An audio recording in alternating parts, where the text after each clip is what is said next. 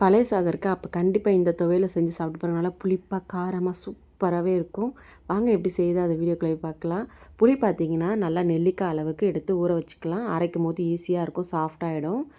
கடாய் வச்சு ஒரு கரண்டி அளவுக்கு நல்லெண்ணெய் ஊற்றிக்கலாம். நல்லெண்ணெய் ஊற்றிட்டு கொஞ்சம் போல் கடுகு போட்டுக்க வேண்டியதான். கடுகு நல்லா பொரியட்டும்.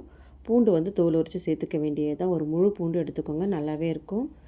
1/4 ஸ்பூன் அளவுக்கு நம்ம ஜீரகம் வந்து கூடவே போட்டுக்க வேண்டியது தான். நம்ம தாளித்து வந்து எதுவுமே அரைக்க போகிறதில்ல, அப்படியே வந்து அரைக்க போகிறோம். 2 ஸ்பூன் அளவுக்கு உளுத்தம்பருப்பு, 2 ஸ்பூன் அளவு கடலைப்பருப்பு போட்டு நல்லா கோல்டன் ப்ரௌன் வறுத்து எடுத்துக்க வேண்டியது தான். எள்ளு வந்து 2 ஸ்பூன் அளவுக்கு எள்ளு போட்டுக்கலாம். எள்ளையும் போட்டு நல்லா வந்து வதக்கி எடுத்துக்க வேண்டியது தான். 10 போல் காஞ்ச மிளகாய் போட்டுக்கலாம். நல்லா வந்து காரமும் புளிப்பும் வச்சு நல்லா சாப்பிடுவோம், சூப்பராகவே இருக்கும். ஒரு சில்லு தேங்காய் பத்தை வந்து அது கூடவே சேர்த்து வந்து வறுத்து எடுத்துக்க வேண்டியது தான். இது கூடவே எல்லாம் வதக்கும் போது கொஞ்சம் போல் பெருங்காயம் நம்ம கூட தட்டிக்க வேண்டியது தான்.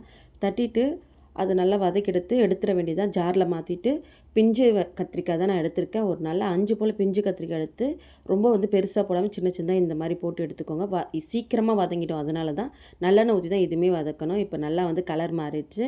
இதை வந்து அரைச்சி எடுத்துகிட்டு அதுக்கப்புறமா நம்ம கத்திரிக்காய் போட்டுக்க வேண்டியது தான். கத்திரிக்காய் கூடவே வந்து நம்ம புளி ஊற வச்சோம்ல, அதையும் கூட சேர்த்துக்க வேண்டியது தான். அப்படி சேர்த்து அரைக்கும்போது, ஊற வச்சு அரைக்கும்போது நல்லா வந்து மசிஞ்சிரும். எங்கேயுமே வந்து அந்த புளி இருக்காது. நம்மளுக்கு அது அரைஞ்சதே தெரியாத அந்த அளவுக்கு வந்து அரைச்சி எடுத்துக்க வேண்டியது தான். உப்பு கொஞ்சம் போல் போட்டுக்க வேண்டியது தான். பழைய சாதத்தில் தயிர், வெங்காயம், பச்சை மிளகாய் இதெல்லாம் சேர்த்து அது கூட இந்த துவையெல்லாம் வச்சு சாப்பிடும்போது சூப்பராக இருக்கும். நீங்கள் வந்து கத்திரிக்காயில் தான் வந்து செஞ்சீங்கன்றதே தெரியவே தெரியாது சுத்தமாக. அந்த அளவுக்கு அவ்வளோ சூப்பராக இருக்கும். இப்போ இது கூட வச்சு கொஞ்சம் போல் நல்லா அந்த வெங்காயம் அந்த துவையலோடு வச்சு சாப்பிட்டு பாருங்கள், செம்மையாக இருக்கும். வெயிலுக்கு நம்மளுக்கு நல்லா ஹெல்த்தியாகவும் இருக்கும், நல்லாவும் இருக்கும். அது கத்திரிக்காய் தானான்றது தெரியாத அளவுக்கு இருக்கும். அடுத்த வீடியோவில் சந்திக்கிறேன். டாட்டா பாய்.